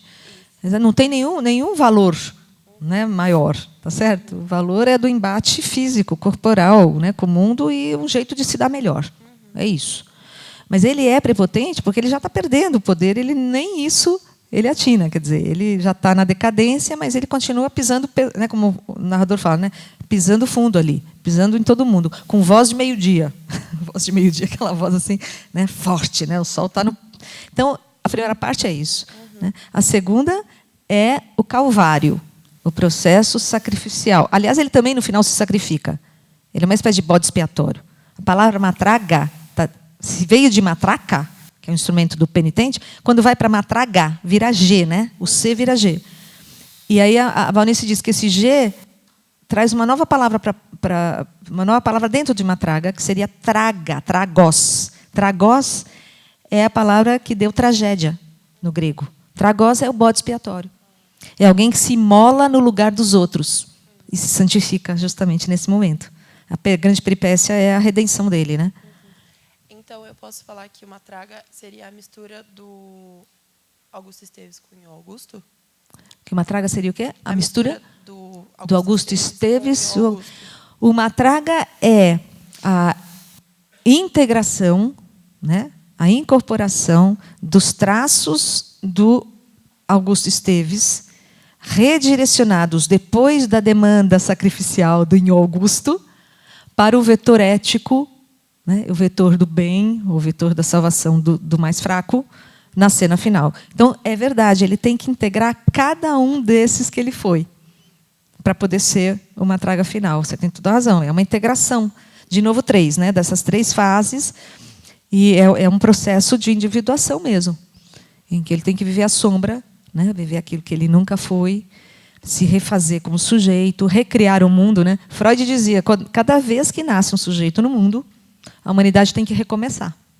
Porque ele vai ter que se haver com seus impulsos, né?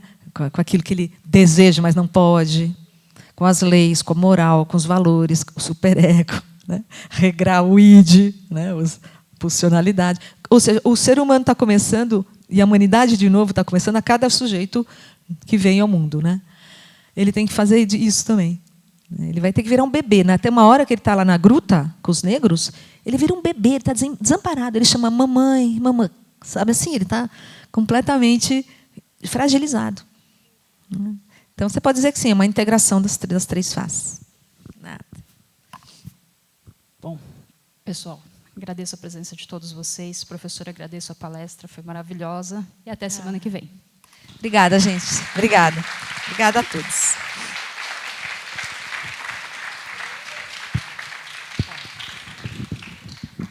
Avancei um pouco hoje, né? Fala mais longa.